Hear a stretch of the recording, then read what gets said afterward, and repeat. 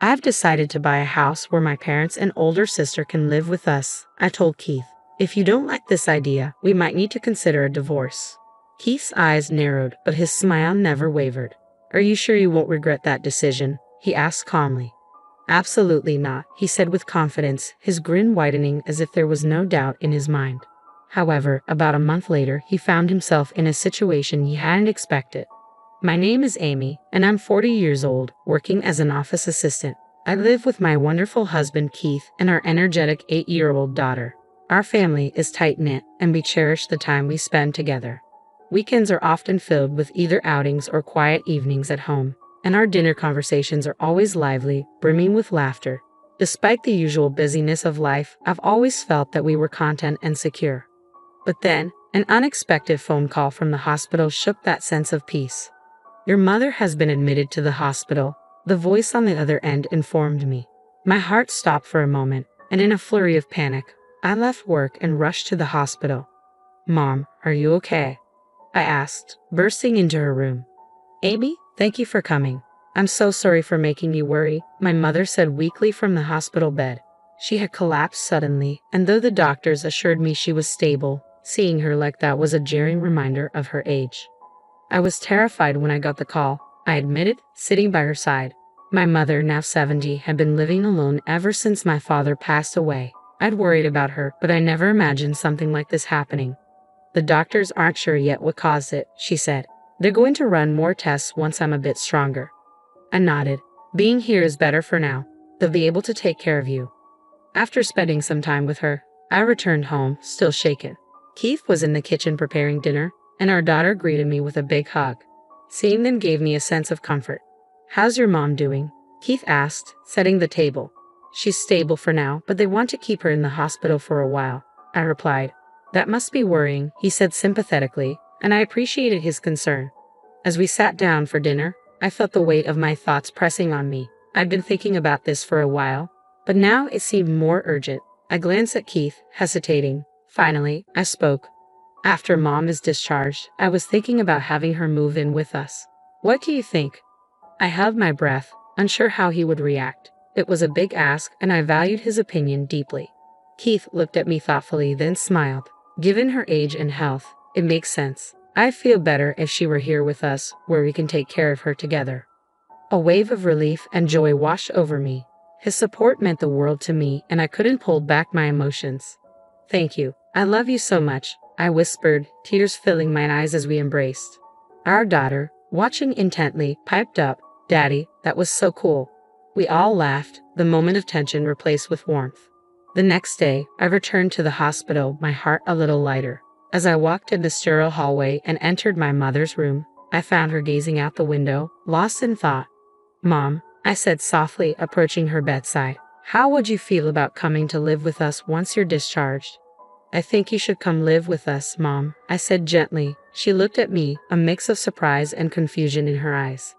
Really? She asked, her voice hesitant. I'd been so worried about her living alone. I just want you to be nearby, I added, hoping to ease her concerns. But she hesitated. Are you sure it won't be a burden? It'll be fine, I reassured her. I talked to Keith about it yesterday, and he's fully on board. For a moment, her face brightened, but it quickly faded into uncertainty. I'm happy to hear that, but I'm not sure about moving in, she confessed, her hesitation clear. Actually, they've decided I'll need long-term treatment here. My heart sank. I had been so hopeful about her moving in with us, starting a new chapter together, but this unexpected news hit hard. What do you mean, Mom? I asked, my voice barely above a whisper. She took a deep breath, her eyes downcast as the sunlight filtered into the quiet room. Outside, the distant sounds of children playing only made the moment feel heavier. Then she finally spoke the words I wasn't ready for. I've been scared to tell you, but there's no point hiding it anymore. She paused, her expression strained. I have cancer, and it's bad. Her voice was calm, too calm. What? I managed to say, but nothing more. I felt my chest tighten as the reality of her words set in. They say I may have a year left at most, but it could be much less. She added, her eyes welling up with tears. I was in shock. My mind couldn't grasp the thought of my mother, the strong, steady presence in my life, going through something like this. Amy, I'm sorry, I didn't want to drop this on you. Hearing her say my name snapped me back to the moment.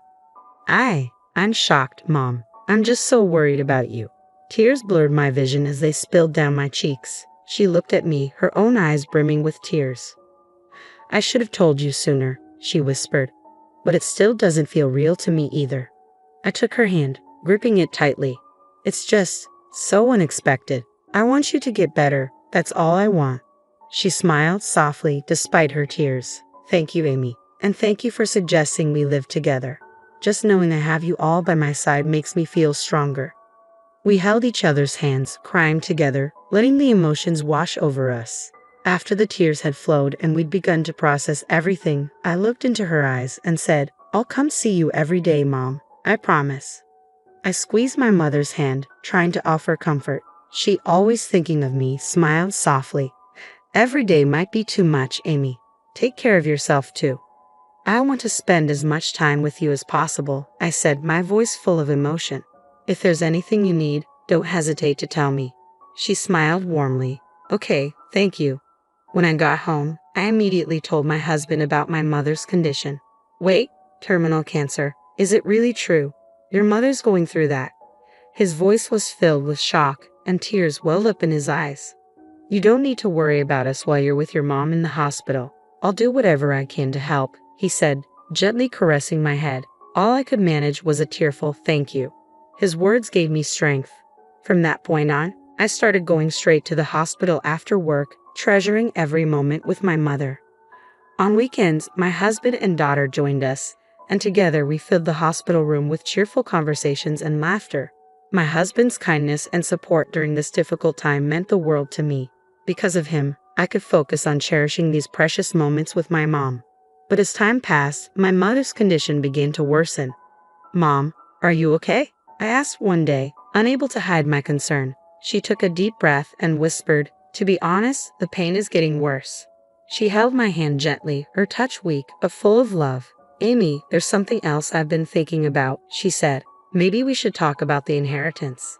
Mom, we don't need to have such a serious conversation now, I quickly replied, my voice shaking. Tears were threatening to spill from both of us. I know, but it's important. I want you to know my wishes, she said, her eyes glistening with tears. Okay, Mom, I whispered, trying to hold back my own tears. I'll listen. And as the conversation unfolded, we held on to each other, feeling the weight of the moment, but also the deep love that connected us. I was stunned by my mother's confession. She had assets worth $1.3 million. Oh my, is that true? I couldn't hide my surprise. Yes, she said with a shy smile. Your father owned properties, and after inheriting them, I invested even more. Why have you kept such a big secret until now? I asked, gazing into her eyes. I'm sorry, Amy, she replied softly, but I wanted you to know when the time was right. I want you to inherit my assets and continue to grow them. Her eyes sparkled with determination. When I was a child, my parents had always taught me the importance of investments, though I never fully understood why. It had always seemed like just another subject to study. I have a confession, I said quietly. I've actually been studying investments on my own for a while now. My mother looked surprised but proud. That's wonderful, she said. All those years of advice have led to this. But listen carefully, Amy, this is really important. Be cautious when talking about assets. I know you'll be responsible, but only discuss it with those you truly trust. I understand, I promise. The person I trusted most, of course, was my husband, Keith. He had always supported me and taken me seriously. But it didn't feel like the right time to share my mother's inheritance with him just yet. I decided to wait. About a month later, my mother passed away peacefully. I was filled with gratitude for the time I had spent with her in those final weeks. We had shared so many meaningful conversations and memories. It was truly a blessing. After her passing, my husband and I made arrangements for the funeral and memorial service. On a quiet night, sometime later, I finally felt ready to talk to Keith about the inheritance. You know, Mom left me an inheritance, I began nervously. It's about $1.3 million. Keith's eyes widened in shock. Wait, what? Are you serious? He asked, unable to hide his surprise. Yes, I nodded. No joke. Wow, $1.3 million, he repeated, still processing the news. That's incredible. I looked at him seriously. Please promise me you won't tell anyone else. I'm only sharing this with people I trust, I said, holding his hand and pleading for reassurance. Don't worry, I promise I won't tell anyone, he replied, looking straight into my eyes. Thank you, I sighed in relief, feeling better after confiding in him about the inheritance. Though the sudden reality of such a large amount of money had overwhelmed me, I felt comforted knowing we could calmly plan our future together. However, as the days went by, something in his behavior started to change. One day, I noticed a shiny new watch on his wrist. Did you buy that recently? I asked, surprised. Yeah, I just liked it, he said with a grin. It's very stylish. How much was it? Around $22,000, I guess. $22,000? Why did you spend so much? I nearly shouted, shocked. Come on, we have so much money now. A little luxury is okay, right? He replied, his tone lighthearted. But it worried me. This wasn't how we usually lived. Isn't that a bit much? We have $1.3 million, yes, but shouldn't we be more careful with it? I questioned. We can afford to splurge a bit, he said casually. I mean, why not? I've always supported you. Remember when you were visiting your mom in the hospital? I took care of everything at home. A chill ran down my spine. He was speaking as if the inheritance belonged solely to him. I was thinking of saving this money for our daughter's future and our retirement, I responded, trying to rein in my frustration. For a moment, he looked confused, then defensive. Come on, we can enjoy it a little. Don't forget all I've done for you. I do appreciate everything, I hesitated, genuinely grateful for his support during my mother's illness, but something felt off. His behavior was changing, and I couldn't ignore it anymore. Luxurious items started appearing at home more frequently, and his priorities seemed to shift. Don't you think you've been acting a bit differently? I finally asked, the concern evident in my voice. I gently asked, why don't we just forget about the inheritance for a while and focus on getting back to our normal lives? He looked at me, his eyes sparkling with something unsettling beneath the surface. Isn't it strange that you don't get it? If something you want is right in front of you, why wouldn't you go after it? A pang of sadness washed over me. The warmth in his smile, the everyday happiness we used to share, all seemed distant now. The man I knew had never been this obsessed with money. Every time he excitedly talked about buying a new car or moving into a high-rise apartment, my heart sank. I've told you before, I wasn't planning on spending it that way, I said, trying to keep my voice steady. Let's stop discussing the inheritance for a while. He looked at me, genuinely surprised. What? Haven't I always supported you? Don't I have a right to spend some of it? Do you plan on keeping it all for yourself? No, that's not what I mean, I replied, feeling a growing tension between us. I just want us to be more careful with it. His eyes narrowed, suspicion creeping into his voice. Are you secretly spending it on something? How did it come to this? When had his attitude changed so drastically? It felt like there was an invisible wall between us now, and every conversation was shrouded in tension. Then, one day, he dropped a bombshell. I bought a house, he announced, his excitement barely contained. For me, my parents, and my sister to live in. What? My voice trembled, a mix of shock and anxiety rising in my chest. What are you talking about? He just smiled brightly, oblivious to the storm he had unleashed. I used the entire inheritance to buy it. The house will be perfect for 3 generations, my husband said, his tone filled with pride. Wait, you spent my money to buy the house? I tried to keep calm, but the shock was too much to contain. This is the best choice, you'll see, he said, his voice void of remorse, just full of excitement. I took a deep breath, trying to wrap my head around what he had done. There are a lot of things I can't accept about this, I said firmly. He smiled and without hesitation replied, if you can't agree, we might have to consider divorce. If that happens, you'll find it hard to live comfortably on your own. His confidence shook me, but doubts were already creeping in. Could he really handle such a large purchase on his own? There was no way. Are you sure you're okay with getting a divorce? You won't regret it, I asked, looking him straight in the eyes. He didn't flinch. There's no way I'd regret it, he said, still smiling.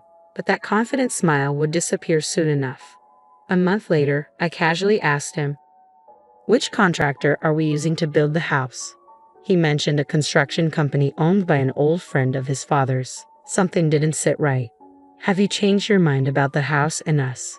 From now on, make sure to get my permission, okay? I said, testing the waters. He seemed to misunderstand me, but I let it go for the moment. I made up my mind to visit the construction company myself. When I arrived, I was greeted warmly, but what I discovered left me speechless. Apparently, my husband and in-laws had submitted a signed power of attorney, supposedly with my consent, a document I had no memory of signing. In fact, I had no idea about any of this. I'd like to have the handwriting verified, I said firmly, knowing that legal action might be necessary to resolve this. The employee went pale. I didn't realize. If it came from your father-in-law, we should have confirmed it before proceeding. We'll contact the manager and see if we can cancel the process. It was clear they understood the seriousness of the situation. Then an idea popped into my head. Please don't tell my husband or in-laws about this just yet, I requested, curious to see how they'd react. They agreed, and I quietly found a beautiful new apartment for myself. A fresh start. A few days later, I told my husband, our life together can't go back to the way it was. I'm considering divorce. I told him gently. For a moment, he looked shocked, but his expression quickly shifted into a smug smile. Are you sure? You're going to miss out on our grand house, he said, almost tauntingly. Yes, that'll be fine, I calmly replied, knowing he still had no idea the house wasn't actually his. I'll take care of our daughter so we can skip the property settlement, I suggested. He responded with a wide, confident grin. Fine, have it your way. We have our new house, after all, he bragged, still oblivious to the truth. I silently thanked the company staff for keeping the secret. Surprisingly, the divorce process went smoothly, and my daughter and I were able to start our new life quickly. She was excited for a fresh start, especially after being unsettled by her father's increasingly erratic behavior. Our new apartment, though not overly expensive, was perfect, modern, secure, and cozy. Even though I had the inheritance, I didn't want to live extravagantly. I just wanted a peaceful life with my daughter. A month into our new routine, I received an unexpected call from my ex-husband. He had been calling relentlessly, but I finally picked up. Hello. Well, the house construction has been canceled. Do you know anything about this? His voice was filled with anger. Oh, so you finally realized? I replied, calm but firm. What do you mean? That's our house, isn't it? Well, you signed the contract without discussing it with me, thinking you could use my money. Since everything was under my name, the house wasn't really yours. And by the way, using that fake power of attorney, it made the whole thing invalid. There was a pause before he responded, panic evident in his voice. Wait, so what am I supposed to do now? My parents already sold their old house and they're living with me. They were counting on the new place. I'm sorry, but that's something you'll have to figure out on your own. It has nothing to do with my daughter and me. We're going to live peacefully from now on. I can't believe this. I didn't think it would come to this. Amy, isn't there any way we could reconsider the divorce? I couldn't help but laugh at the irony. No, I've already started my new life. And speaking of the future, I have a small request. Please stop contacting me. If I see you around, I'll call the police. The whole house situation was entirely your fault. I could actually sue you for what you did. But I won't this time. Just stay away from my daughter and me. There was a long silence, followed by a mixture of disbelief and reluctant acceptance. All right, he muttered, the fear of legal consequences likely sinking in. Later, I heard from a friend that my ex-in-laws had made reckless purchases and racked up debts after losing money in the stock market. They had set their sights on my assets, but it all backfired. I couldn't help but think, that's unbelievable.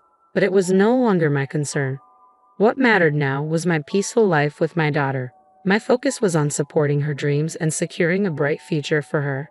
As for the inheritance, I planned to invest it wisely and build a better life for the both of us.